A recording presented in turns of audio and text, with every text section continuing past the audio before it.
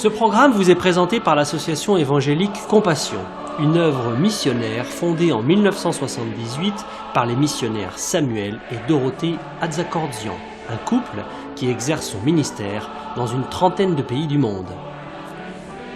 Ils sont évangélistes depuis plus de 40 ans et organisent de grandes campagnes d'évangélisation, des séminaires et conventions chrétiennes très appréciées par tous. L'évangélisation en plein air fait partie du ministère de Samuel Atzakordzian. Il tient aussi des séminaires d'enseignement pour les pasteurs, pendant lesquels il traite d'importants sujets pour leur ministère, tels que les qualifications requises pour servir Dieu, le discernement spirituel, le retour soudain de notre Seigneur et bien d'autres thèmes actuels, une véritable source de bénédiction et d'enrichissement pour eux. Dorothée Atzakordzian est également utilisée par le Seigneur dans les séminaires spécialement organisés pour les épouses des serviteurs de Dieu, ainsi que pour les femmes en général, pendant lesquels elle leur enseigne à grandir dans la connaissance de Dieu, à connaître le rôle dans le foyer et dans l'Église, et pendant lesquels elle les exhorte à se laisser, elles aussi, utiliser par lui, selon le plan de Dieu pour elles. Les conventions chrétiennes de renouvellement spirituel qu'ils organisent avec leurs collaborateurs depuis de nombreuses années, aussi bien en France qu'ailleurs, sont une véritable bénédiction. De nombreux assistants sont fortifiés dans leur foi et jouissent de la sainte présence de Dieu. De nombreux malades sont alors guéris par le Seigneur et plusieurs personnes ont accepté Jésus-Christ dans leur vie comme Sauveur et Seigneur. Samuel et Dorothée Atzakordzian écrivent aussi des livres et brochures d'approfondissement dans la foi chrétienne. Plusieurs d'entre eux sont traduits en d'autres langues. Le plus connu d'entre eux est « Le pardon, une puissance qui libère ». Ils éditent aussi de nombreuses cassettes, audio, vidéo, des CD et DVD de leurs conventions, séminaires et campagnes d'évangélisation disponibles en tout temps à leur bureau.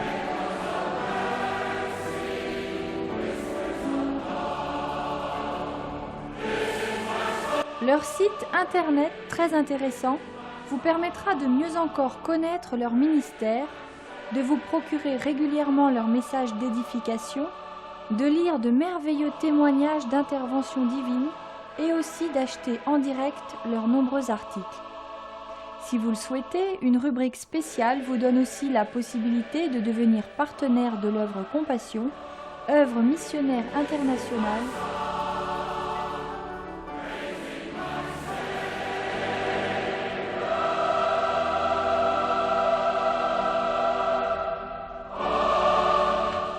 Nous souhaitons maintenant que vous soyez richement bénis par ce programme.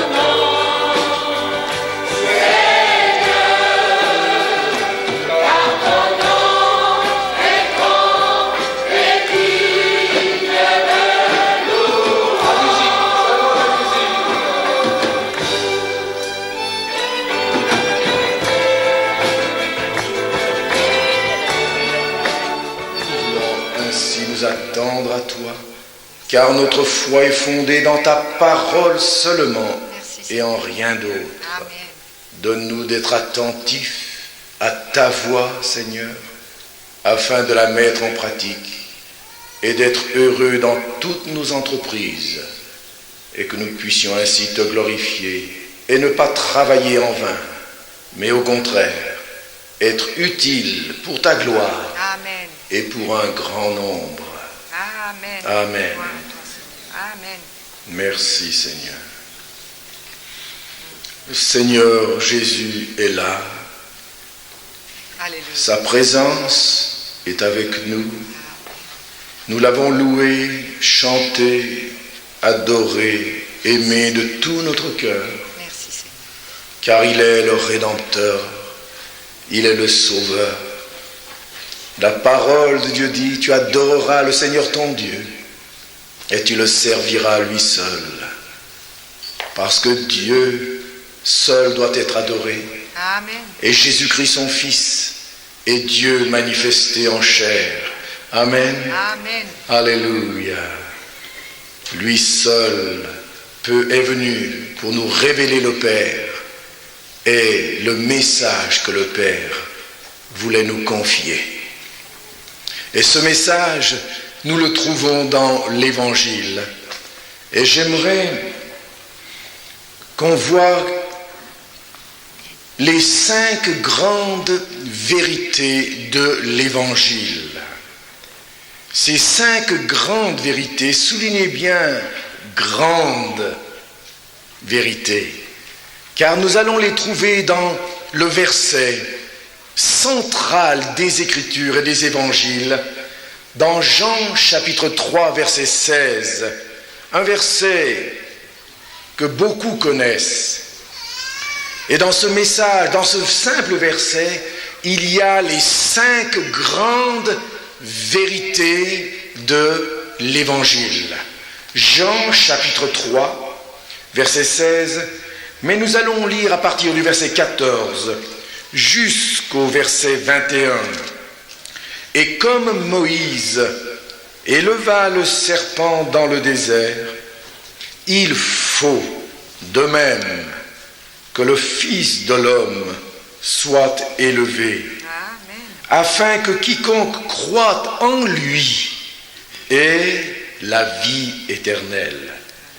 Car, voici le verset 16 que nous connaissons tous, car Dieu a tant aimé le monde qu'il a donné son Fils unique, afin que quiconque croit en lui ne périsse point, mais qu'il ait la vie éternelle. Dieu, en effet, n'a pas envoyé son Fils dans le monde pour qu'il juge le monde, mais pour que le monde soit sauvé par lui. Celui qui croit en lui n'est point jugé, mais celui qui ne croit pas est déjà jugé. Mais celui qui ne croit pas est déjà jugé parce qu'il n'a pas cru au nom du Fils unique de Dieu. Et ce jugement, c'est que la lumière étant venue dans le monde, la lumière, c'est Jésus, n'est-ce pas, qui a dit « Je suis la lumière du monde ». Et il est dit ici, et cette lumière, donc qui est Jésus, étant venue dans le monde, les hommes ont préféré les ténèbres à la lumière, parce que leurs œuvres étaient mauvaises. Car quiconque fait le mal est la lumière, et ne vient point à la lumière, de peur que ses œuvres ne soient dévoilées. Mais celui qui agit selon la vérité vient à la lumière, afin que ses œuvres soient manifestées, parce qu'elles sont faites en Dieu. Amen. Quel passage merveilleux et sérieux en même temps. Nous allons donc méditer quelques instants sur ce verset central que beaucoup de chrétiens connaissent. Mais il est bon de venir et de revenir pour en découvrir toute la substance et le message intégral. Et dans ce verset, Dieu a tant aimé le monde qu'il a donné son Fils unique, afin que quiconque croit en lui ne périsse point, mais qu'il ait la vie éternelle. Ce verset peut se diviser en cinq parties. Et ces 5 parties nous révèlent les 5 grandes vérités de l'Évangile. Dieu a tant aimé le monde qu'il a donné son Fils unique, afin que quiconque croit en lui ne périsse point, mais qu'il ait la vie éternelle. Il y a donc dans ce verset 5 grandes vérités qu'il nous faut connaître, car Jésus a dit, vous connaîtrez la vérité et la vérité vous rendra libre. Amen. Cette vérité est la vérité de la parole et des évangiles. Ainsi, quelle est la première grande vérité de l'évangile? Dieu a tant aimé le monde. La première grande vérité est celle-ci, c'est le grand amour de Dieu. Un grand amour. Amen. Dieu a tant aimé le monde. Nous voyons là le message d'un grand amour pour chacun d'entre nous. Ainsi, la première vérité toute simple des évangiles est contenue là. Dieu a tant aimé le monde. C'est le grand amour de Dieu pour quiconque. Le grand amour. Dieu a manifesté ce grand amour.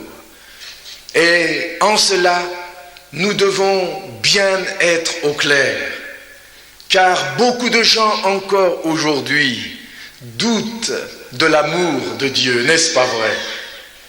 Doutent encore de son amour, alors que la parole de Dieu est claire à ce sujet. Dieu a tant aimé le monde qu'il a donné son Fils unique. S'il y a une vérité que tu dois croire, parce que c'est la vérité, c'est que Dieu t'aime. Et il t'a aimé d'un grand amour.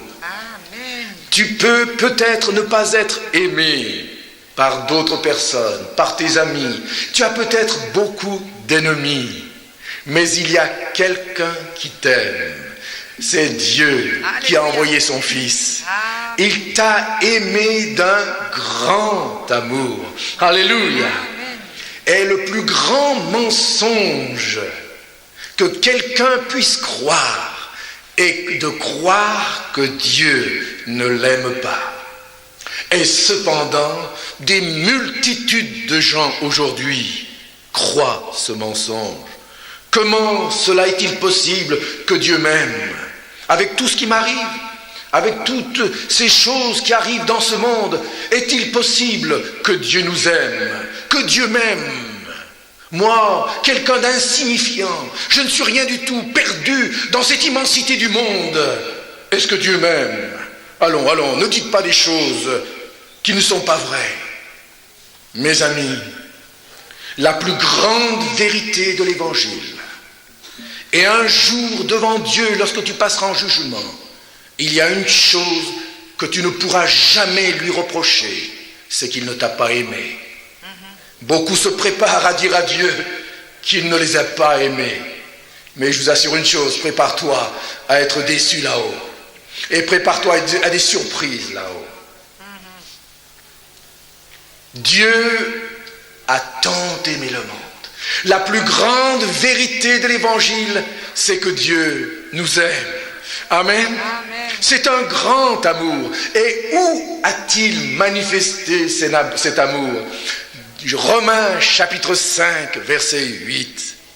Car Dieu a prouvé son amour envers nous, en ce que lorsque nous étions encore des pécheurs, Christ est mort pour nous. Amen. Où a-t-il prouvé cet amour? Il ne nous a pas aimés en parole seulement. Il ne nous a pas dit du haut du ciel, je vous aime. Non, il est descendu jusqu'à nous. Et c'est sur cette croix sanglante qu'il a prouvé son amour. Car Dieu a prouvé son amour en ce que lorsque nous étions encore des pécheurs, Christ est mort pour nous. Il a prouvé son amour envers toi, en ce que lorsque nous sommes encore pécheurs, éloignés de Dieu, nous qui étions ennemis par nos pensées, nos paroles et nos actions, nous qui avons péché de tant de manières, Dieu aurait pu nous dire, maintenant c'est fini, vous ne méritez qu'une chose, la juste condamnation de Dieu. Et c'est vrai, nous ne méritons que sa juste condamnation. Mais Dieu nous aime. Dieu nous aime. Il ne veut pas que nous soyons condamnés. Et il a trouvé un moyen extraordinaire pour nous délivrer de cette condamnation en nous envoyant son Fils qui, en mourant sur la croix du Calvaire, a porté le jugement qui était sur nous. Il l'a porté sur lui. Alléluia.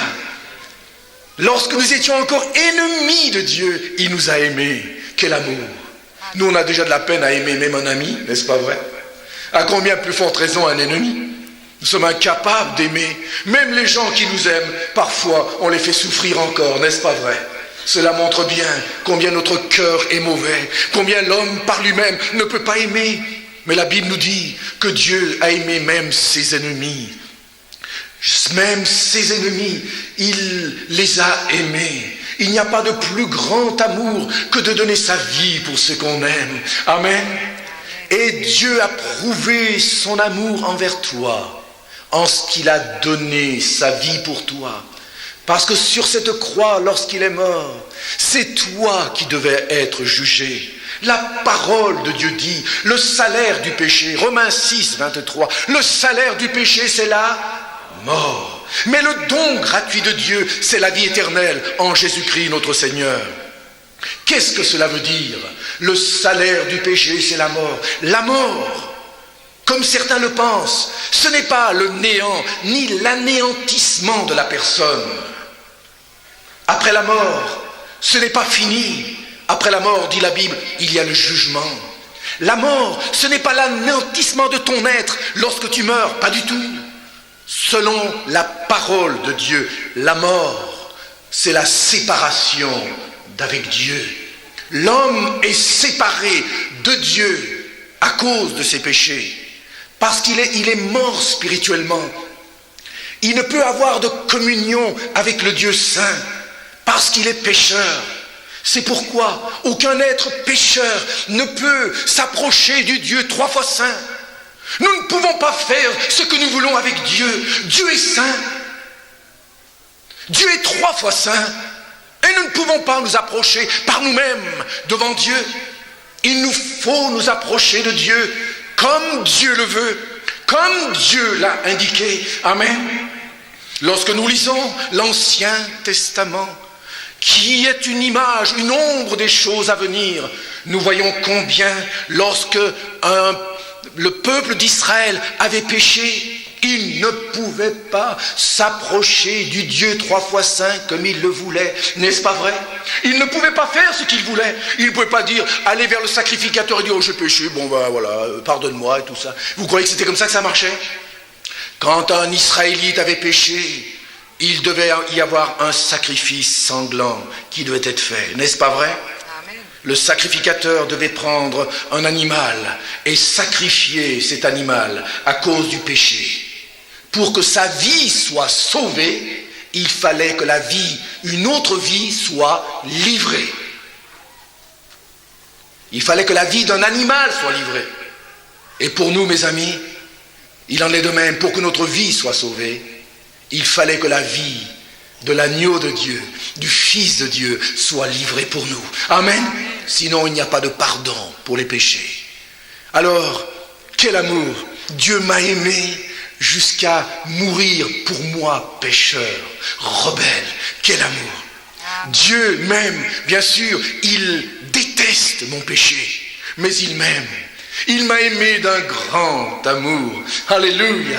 Il t'a aimé. Il n'y a rien d'aimable en toi. Tout est haïssable en toi, en moi. Et que Dieu me dise encore qu'il m'aime et qu'il veut me sauver. Quel amour! Lorsque je me suis approché du Seigneur, c'est cette révélation de l'amour de Dieu qui m'a touché le plus profondément, je vous le dis. Je savais que j'avais péché. J'étais pécheur en pensée, en parole ou en action. Je savais que mon cœur était souillé. Et quand j'ai appris, on m'a dit que Dieu m'aimait encore et qu'il voulait me pardonner, me purifier, qu'il ne me rejetait point malgré mes offenses, malgré mes péchés. malgré mes souillures, malgré ma honte, qu'il m'aimait encore. J'ai dit, Seigneur, quel amour, il n'y a que toi qui peux m'aimer encore. C'est difficile à croire que tu m'aimes alors qu'il n'y a rien d'aimable en moi. Je n'arrive pas à croire, Seigneur, mais je veux le croire parce que c'est la vérité. Quand nous disons de telles choses, certains disent, mais c'est pas possible, je n'arrive pas à comprendre l'amour de Dieu. Bien sûr, tu ne pourras jamais comprendre l'amour de Dieu. Il nous faudra l'éternité pour comprendre l'amour de Dieu. Amen, amen. Amen. L'éternité, il nous faudra. Ne cherche pas à comprendre cet amour. L'amour de Dieu est plus grand que l'océan, plus profond que toutes les mers, plus haut que l'azur des cieux. Tu ne peux pas comprendre, mais c'est une réalité. Et lorsque j'ai dit oui, Seigneur, j'accepte, c'est à ce moment-là que la grâce et l'amour de Dieu ont agi dans ma vie. Et cela peut se faire aussi pour vous. Ne te mets point de côté toi-même. Dieu t'aime tel que tu es. Tu es pécheur, il n'y a rien d'aimable, mais tu dois reconnaître ton état de péché devant Dieu. Tu dois réaliser cela. Mais Dieu t'aime. Il ne veut pas que tu sois condamné et rejeté. Il veut te sauver. Alléluia. Amen. Il n'y a que l'amour de Dieu qui peut faire cela. Amen. Ne juge pas l'amour de Dieu à l'amour des hommes. Tu as peut-être été déçu de l'amour des hommes. Peut-être que certains t'ont abandonné. Peut-être que d'autres t'ont rejeté. Peut-être que ta mère ou ton père t'ont rejeté. Et tu n'arrives plus à croire en l'amour. Mon ami, Dieu n'est pas comme les hommes. Amen. La parole de Dieu dit que si ta mère t'abandonnait, moi, l'Éternel, je ne t'abandonnerai pas. Alléluia. Alléluia. Il a compassion de nous. Il sait de quoi nous sommes faits. Amen. Ne juge jamais l'amour de Dieu à l'amour des hommes. L'amour de Dieu est insondable, infini. Amen. Il t'aime encore. S'il y a un message que tu dois entendre ce soir, Dieu t'aime encore. Gloire à Dieu. Amen. Non pas parce que tu le mérites. Nous ne méritons pas l'amour de Dieu. Nous ne méritons que sa juste condamnation. N'est-ce pas vrai? Car nous avons tous péché. Et la chose que nous méritons, c'est la condamnation. Mais Dieu nous aime d'un grand amour. Avez-vous remarqué? Dieu a tant aimé le monde. Soulignez ce simple mot, tant. Dieu a tant aimé le monde. Il a mis tout son cœur en envoyant son Fils, afin que les hommes ne soient pas perdus, égarés, loin de Dieu et perdus en enfer pour l'éternité. Il les a tant aimés qu'il a envoyé son Fils ici-bas, afin qu'ils soient sauvés et n'aillent pas dans ce lieu de perdition éternelle. Amen. Alléluia. Le grand amour de Dieu, ne cherche pas à le comprendre. Accepte-le et tu en feras l'expérience. Amen. Car c'est la plus grande des vérités. Et ne pas croire à l'amour de Dieu, c'est le plus grand des mensonges. Et le mensonge rend esclave. C'est la vérité qui rend libre. Alléluia. Ce n'est pas ce que je compte, ce que je pense qui compte. Ce n'est pas ce que tu penses qui compte. Ce n'est pas ce que les autres pensent qui compte. C'est ce que Dieu pense. C'est ce que Dieu dit. Alléluia. C'est sa vérité qui libère. Alléluia. Et non les paroles humaines. Le grand amour de Dieu. Alléluia, Jésus. Seigneur veut te serrer dans tes bras, dans ses bras ce soir. Il t'aime. Viens à lui tel que tu es. Alléluia. Dans les larmes et la repentance, il t'aime encore. Alléluia. Ne dis pas, j'ai trop péché. Ne dis pas, il n'y a plus d'espoir pour moi. Plus personne ne m'aime. Il y en a un qui t'aime encore. Alléluia, Jésus. Alléluia. Jésus. Amen. Il t'aime encore. Il t'attend, les bras ouverts. Alléluia. Viens à lui. Il ne mettra point dehors celui qui vient à lui. Amen. Un grand amour. Voyons la deuxième vérité, grande vérité. Dieu a tant aimé le monde qu'il a donné son Fils unique. La deuxième grande vérité, c'est un grand sacrifice. Il a donné son Fils. Et là, il y a toute la réalité du sacrifice de Jésus sur la croix, n'est-ce pas vrai? Premièrement, un grand amour qui nous a donné par Jésus-Christ un grand sacrifice pour le pardon de nos péchés. Il a donné son Fils unique. La deuxième vérité, c'est le grand sacrifice de Jésus-Christ pour le pardon de nos péchés. Pourquoi un grand sacrifice? Parce que nous sommes de grands pécheurs devant Dieu. Parce que nous avons sur nous une grande condamnation. Parce que nous avons sur nous une grande dette à cause de nos péchés. Et parce que nous avons devant nous un grand jugement. Et parce que nous avons devant nous une grande éternité. Pour nous sauver de cette grande éternité, de ce grand jugement, il fallait un grand sauveur. Alléluia. Amen. Amen. Dieu a tant aimé le monde qu'il a donné son Fils unique. C'est là le grand sacrifice pour le pardon de tes péchés. Il n'y a rien d'autre qui peut pardonner tes péchés, mes péchés, mes amis. Aucune religion, aucune prière, aucune bonne œuvre, aucun argent, aucune souffrance. Rien ne peut pardonner les péchés de quelqu'un, ni purifier ton cœur. Rien. Tu peux donner ta vie pour mourir pour les autres. Tu ne peux être pardonné. Tu peux donner tout ton argent pour les pauvres, faire du bien. Tu ne peux être sauvé par cela. Tu ne peux rien faire pour être sauvé. Si nous pouvions faire quelque chose, à quoi aurait servi le sacrifice de Jésus? Vous êtes d'accord avec moi? Si on pouvait nous sauver par nous-mêmes finalement. Parce que du temps de Jésus, il y avait des centaines de religions. Des centaines de religions. Si la religion par ses prières, ses sacrifices, ses renoncements, ses bonnes œuvres, vous savez, aujourd'hui, les religions sont les mêmes qu'il y a 2000 ans. C'est seulement les noms qui changent. C'est seulement les noms. Il n'y a rien de nouveau sous le soleil. C'est l'apparence qui change. Mais c'est la même chose. L'intérieur est la même chose. L'homme ne peut payer pour le pardon de ses péchés. Car s'il pouvait le faire, Jésus serait mort en vain, n'est-ce pas vrai? Il serait mort en vain. Mais pourquoi est-il venu? Justement parce que nous ne pouvions nous sauver nous-mêmes. L'homme pécheur ne peut sauver un être pécheur. Personne. Personne n'a le droit de te dire tes péchés sont pardonnés. Aucun homme n'a le droit de te dire ça. De quelle audace a-t-il? Quelle autorité a-t-il? C'est un pécheur et il te dit tes péchés sont pardonnés. Qui peut dire cela? C'est un blasphème. Les pharisiens un jour ont dit cela à Jésus. Tu blasphèmes quand il a dit à un paralytique tes péchés te sont pardonnés. Tu blasphèmes, il n'y a que Dieu qui peut pardonner. C'est vrai.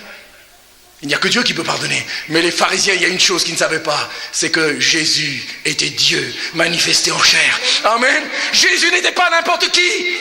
Alléluia. Alléluia. Alléluia. C'est lui qui est le Dieu véritable, nous dit la parole de Dieu. Amen. L'épître de Jean nous le dit, c'est lui qui est le Dieu véritable. Amen. En Jésus, nous sommes dans le véritable. Petits enfants, gardez-vous des idoles. Amen. Voici ce que l'apôtre dit. L'apôtre Jean, dans son épître, à la fin, les derniers versets de la première épître de Jean. C'est lui qui est le Dieu véritable. Alléluia. Voilà pourquoi il peut pardonner les péchés. Il ne blasphémait pas Jésus.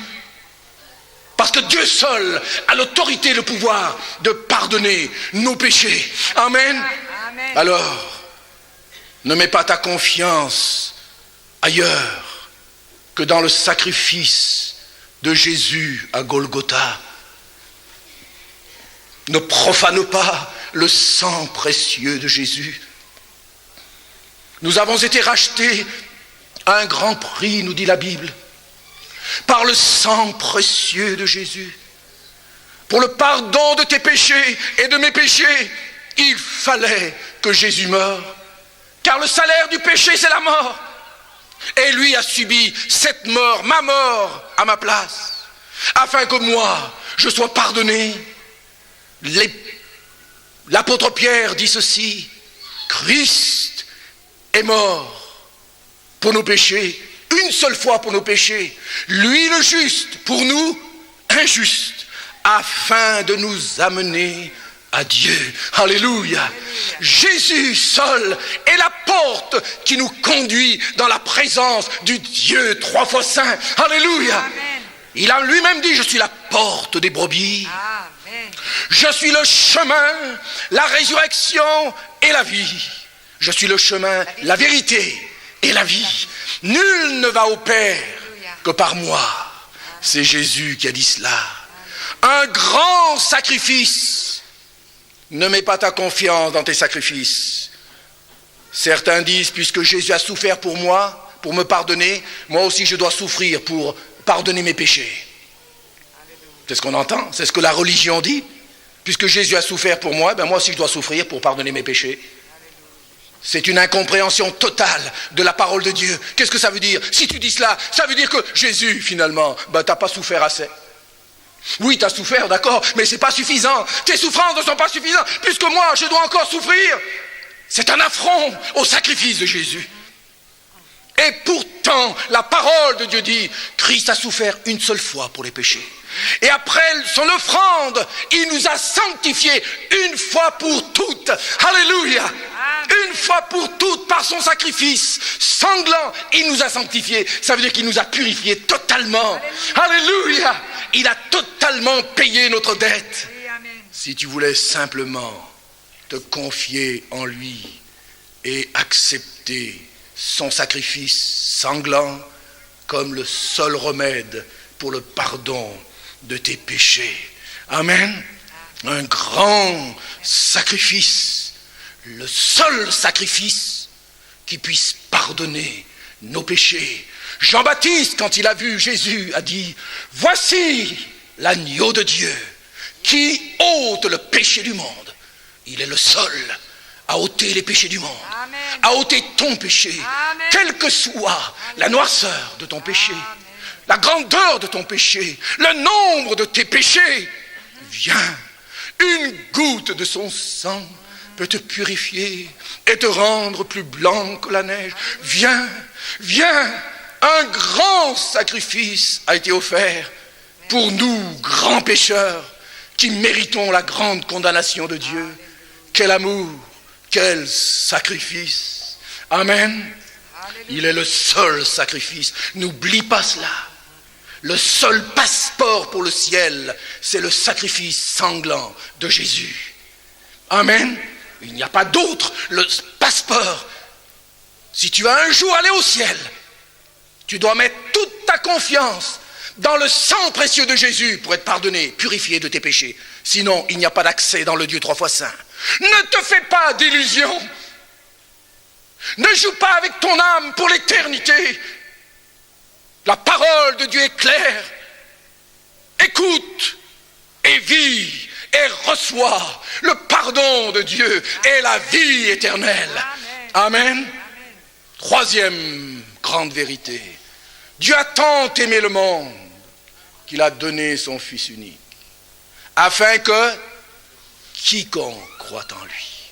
Cette fois, c'est la grande invitation à tous les hommes, afin que quiconque croit en lui. N'est-ce pas merveilleux? Un grand amour, un grand sacrifice, et maintenant une grande invitation. Son œuvre est parfaite. Quand Jésus est mort sur la croix, vous connaissez ces paroles. Qu'est-ce qu'il a dit? Tout est accompli. Et on pourrait traduire ces mots: tout est payé. Payé. Tetelestai. Ce mot veut dire payer.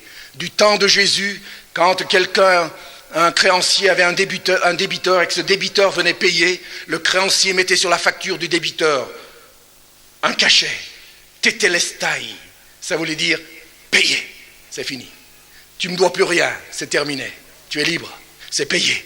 Et quand Jésus est mort sur la croix, il s'est écrié « Tetelestai ».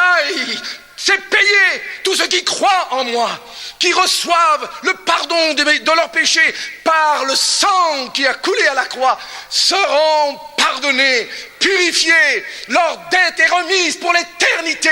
Alléluia. Elles pourront se présenter libres devant Dieu, afin que quiconque croit en lui, la grande invitation est pour tous les hommes, petits ou grands, riches ou pauvres, blancs ou noirs, savants ou ignorants, de quelque religion tu appartiens, la religion n'a jamais sauvé quelqu'un. C'est Jésus qui sauve. Amen. Ne mets pas ta religion, ta foi dans une religion. La religion n'a jamais sauvé quelqu'un.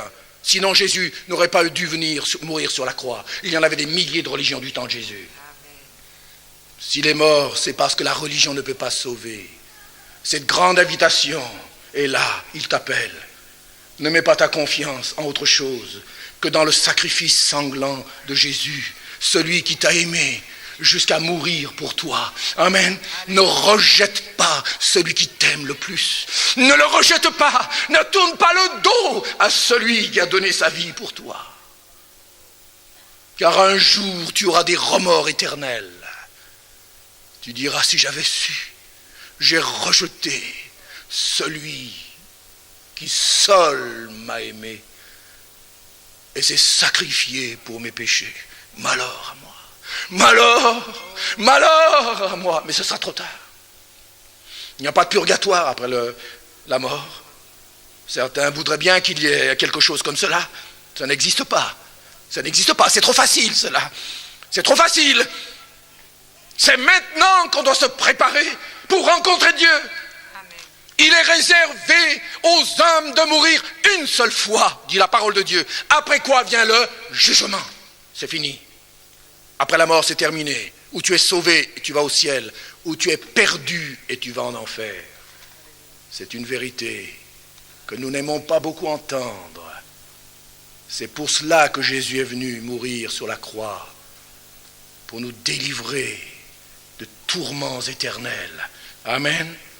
Et nous donner la vie éternelle. Une grande invitation. Mes amis, qui que vous soyez, avez-vous répondu à cette invitation? Les noces sont prêtes. Dieu donne un grand festin. Et il invite tous les hommes. Viens dans la repentance, dans les larmes. Reconnais tes fautes, ta perdition, ton état de perdition devant Dieu, car il est venu chercher et sauver ce qui était perdu. Alléluia. Dieu ne peut rien faire pour toi si tu ne réalises pas que tu es perdu. Le Fils de l'homme est venu chercher et sauver ce qui était perdu. Il n'est pas venu pour les propres justes ou pour les bien portants, mais pour les perdus. Si tu penses que tu es bien portant, si tu penses que tu es un propre juste, que tout va bien dans ta vie, que tu n'es pas si mauvais ou si mauvaise que cela, tu te fais des illusions. Dieu ne peut rien faire pour toi. Mais si tu reconnais que tu es perdu, pécheur, que tu ne mérites que sa condamnation et que tu as besoin de Jésus, alors il est près de toi. Il frappe à la porte de ton cœur ce soir. Entends son appel. Il ne frappera pas toujours. Un jour, la porte de la grâce sera fermée. Aujourd'hui encore, pendant qu'il en est temps, tu entends Jésus frapper à la porte de ton cœur. Et il te dit, ouvre-moi ton cœur. Je veux le purifier par mon sang précieux. Je veux habiter en toi et faire de toi mon enfant. Je souperai avec toi, toi avec moi. Nous aurons une communion. Je serai ton berger, tu seras ma brebis. C'est ce que Dieu veut. Mais un jour, si tu dis non constamment, un jour, tu n'entendras plus frapper, ce sera trop tard. Un jour, ce sera trop tard. C'est pourquoi la parole de Dieu dit, aujourd'hui, si vous entendez sa voix, n'endurcissez pas votre cœur. C'est maintenant le jour du salut. C'est maintenant le moment favorable. Le mot de Dieu, c'est toujours aujourd'hui, maintenant. Le mot du diable, c'est toujours demain. Le diable te dit à l'oreille, oui, c'est bien, mais pas aujourd'hui, demain. Demain. Il parle bien, c'est très bien tout ce qu'il dit, mais pas aujourd'hui, demain. Et quand demain arrive, vous voulez prendre la décision, tout de suite le diable est là. Au moment où vous voulez dire maintenant, donc, alors j'ai dit que c'était demain, maintenant je vais prendre ma décision. Tout de suite il vient, pas aujourd'hui. T'es fatigué aujourd'hui, demain. Ah oui, d'accord, alors demain. Le lendemain arrive, au moment où vous voulez dire Seigneur, pas aujourd'hui, tu vois, ça va pas, tu te sens pas bien, pas aujourd'hui, demain. Et c'est ainsi que beaucoup ont perdu leur âme. Le mot de Dieu, c'est aujourd'hui. C'est quand Dieu parle à ton cœur que tu dois répondre à son appel. Amen. Mes amis, écoutez-moi bien, on ne se convertit pas quand on veut. On se convertit quand le Saint-Esprit nous parle. Amen. C'est pourquoi tu ne dois pas endurcir ton cœur quand tu entends ces appels d'amour. Viens. Si quelqu'un a soif, qu'il vienne à moi, qu'il boive. Venez à moi, vous tous qui êtes fatigués et chargés, et je vous donnerai du repos. Viens à moi. Je te pardonnerai, je te purifierai, je te donnerai une vie nouvelle. Viens pendant que tu entends sa voix, car un jour, ce sera trop tard. Une grande invitation. Tu as été invité aux noces. Tu es invité à prendre place avec lui dans le ciel. Pourquoi veux-tu perdre ta place? Pourquoi veux-tu rejeter cette offre qui est la chose la plus importante dans ce monde? Une grande invitation afin que quiconque, merci Seigneur, quiconque, amen, c'est quiconque. Petit pécheur, grand pécheur, c'est quiconque. Viens, réalise que tu es perdu. Viens, tremblant, pécheur, au pied de la croix, et il t'acceptera. Une quatrième grande vérité des évangiles. Dieu a tant aimé le monde qu'il a donné son Fils unique, afin que quiconque croit en lui ne périsse point. Cette quatrième vérité, souvent on passe par-dessus, on n'aime pas l'entendre. J'en ai parlé un tout petit peu déjà, mais on n'aime pas l'entendre. Ne périsse point. Quelle est cette grande vérité? C'est un grand avertissement. Un grand avertissement. Afin qu'il ne périsse point, c'est donc la perdition en enfer pour toujours. Pourquoi Jésus est-il venu sur cette terre? Pour nous sauver, pour nous délivrer de la main du diable et de l'enfer éternel. Amen. Jésus a parlé de l'enfer. Plus souvent même que le ciel, parce qu'il est venu du ciel et il sait que ces vérités sont des vérités graves et importantes. Il y a donc un grand avertissement. Si tu ne crois pas, tu seras perdu. Éternellement. Vous dites, est-ce que c'est vrai? N'essayez pas de me faire peur, mes amis. Dieu ne dit pas ces vérités pour nous faire peur. Il nous dit ces vérités parce que c'est la vérité, c'est tout. Amen. Non pas pour nous faire peur, parce qu'il nous aime et parce qu'il ne veut pas que nous soyons perdus éternellement. Ne crois surtout pas le plus grand mensonge, qu'un Dieu d'amour, soi-disant, n'envoie pas les gens en enfer. Dieu n'envoie pas les gens en enfer, ce sont les gens eux-mêmes qui iront. Oui, c'est ça. C'est le même, lui-même, par son endurcissement, par sa rébellion, par sa désobéissance. L'homme ne pourra pas aller dans le ciel de gloire et de pureté. Amen. Si vous mettez un pécheur au ciel, ce ciel sera l'enfer pour lui. Il ne pourra pas tenir dans la lumière divine. Parce que dès qu'il est dans la lumière divine, la lumière va pénétrer son cœur.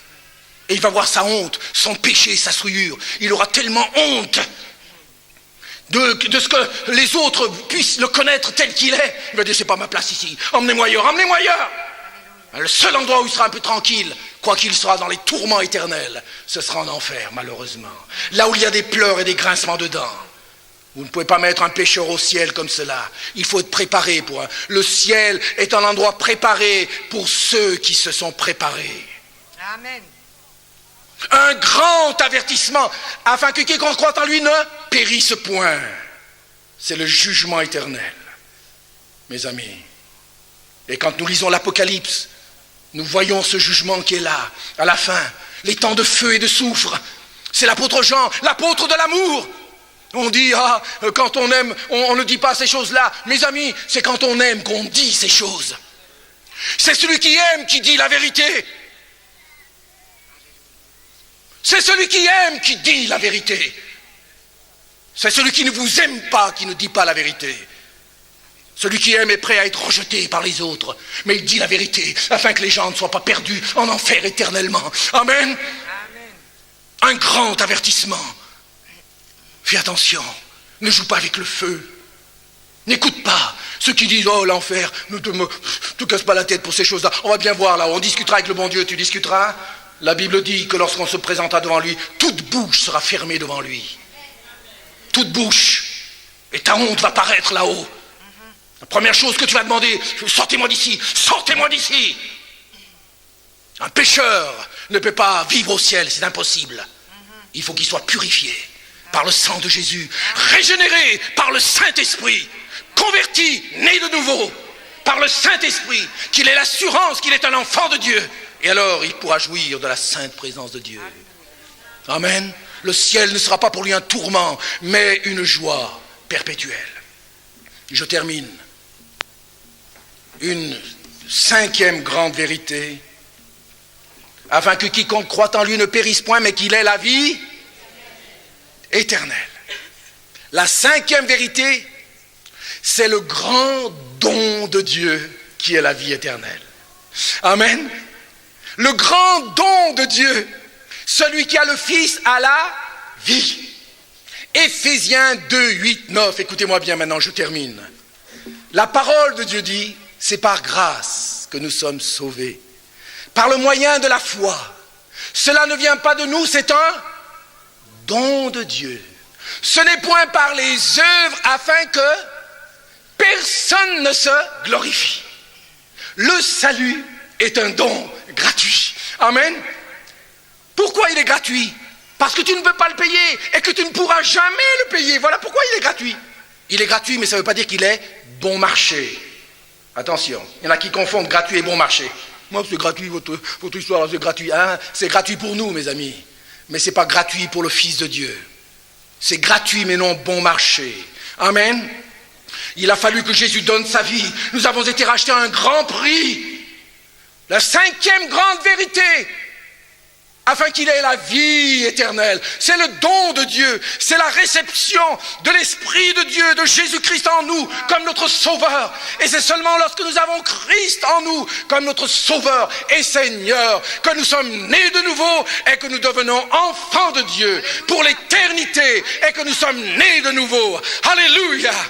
La parole de Dieu dit, si quelqu'un est en Christ, il est une nouvelle créature. Amen. Les choses anciennes sont passées et voici, toutes choses sont devenues nouvelles. Amen.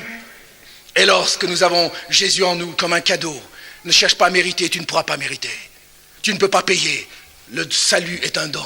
Alléluia. Viens le recevoir dans les larmes, la repentance sincère, d'avoir offensé Dieu, d'avoir vécu loin de Dieu, d'avoir cherché à te sauver par toi-même. Tu ne peux pas.